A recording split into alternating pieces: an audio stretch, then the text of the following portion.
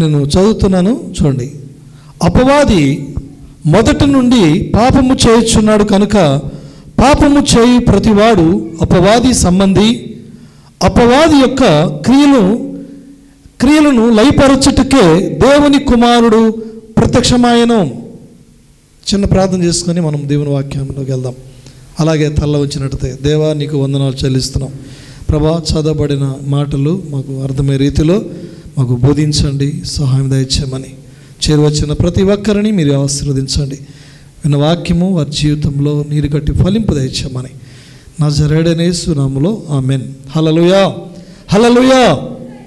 ఇక్కడ చదవబడినటువంటి మాటలో అపవాది అనగా సాతాను అని ఉంది. ఇక్కడ అపవాది అంటే ఎవరండి?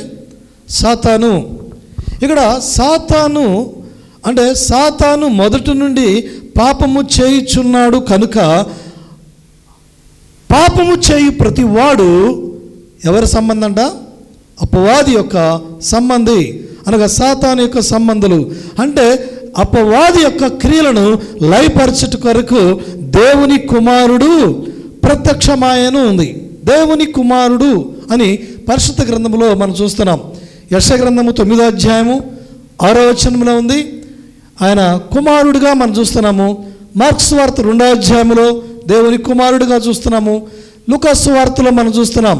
ఇక్కడ మార్క్స్ వార్త 5వ అధ్యాయంలో ఇది దయ్యములు పట్టి మరి కొన్ని వేల దురాత్మల చేత పీడించబడుతున్నటువంటి ఒక వ్యక్తి యేసు ప్రభువారి దగ్గరకు వచ్చినప్పుడు ఒక మాట అంటున్నాడు, నీవు సర్వోన్నతుడగు దేవుని కుమారుడవు, నువ్వు నన్ను బాధపరచుకు అని యేసు ప్రభువారితో అంటున్నాడు.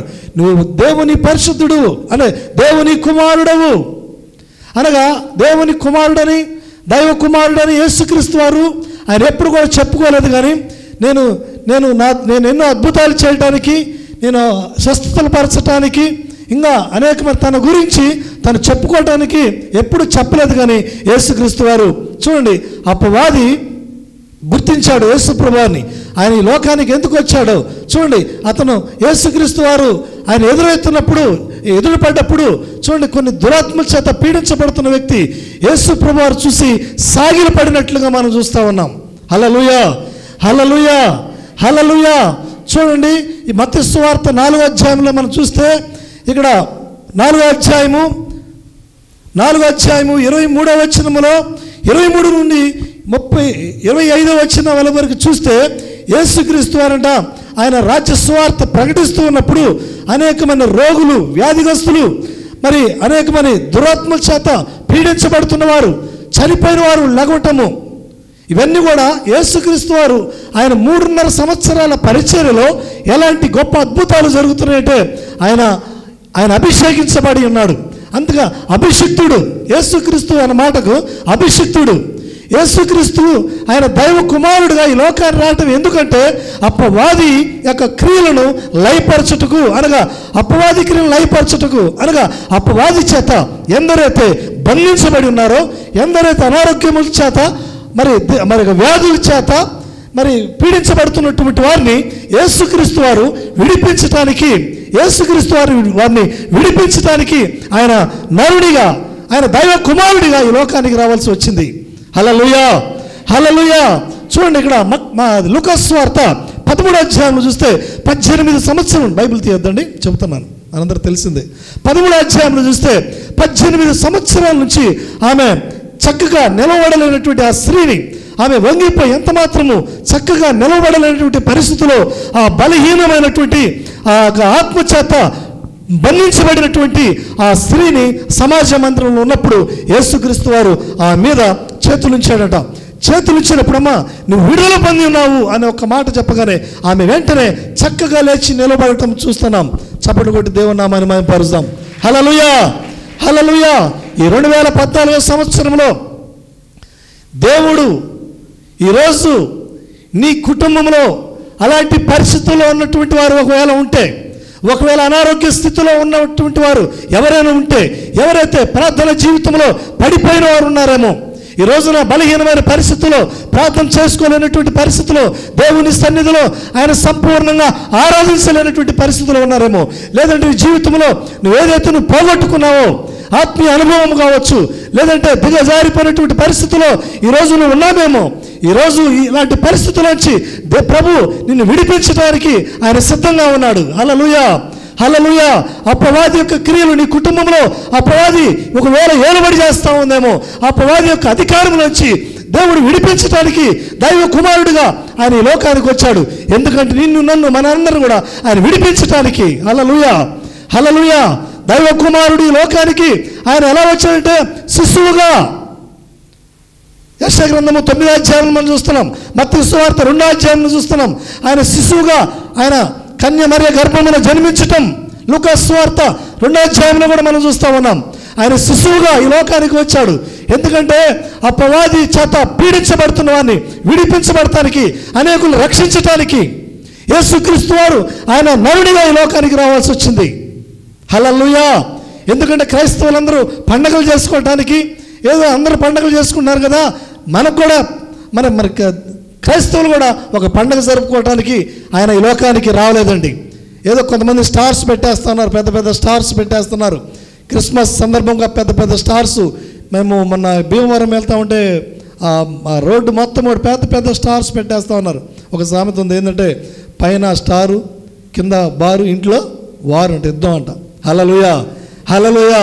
యుద్ధం జరగడానికి పైన స్టార్ పెడతారు, బాగానే ఉంటుంది. స్టార్ పెట్టే రోజు ఆ రాత్రంతా తాగి సిగరెట్లు తాగుతా, మందు తాగుతా, సరదాగా ఎంజాయ్ చేస్తా పెద్ద స్టార్ ఒకటి పెట్టి, ఏంటిగా అంత పెద్ద పెద్ద పెడతానంటే అందరికంటే మాదే పెద్ద స్టార్ కనిపించాలని.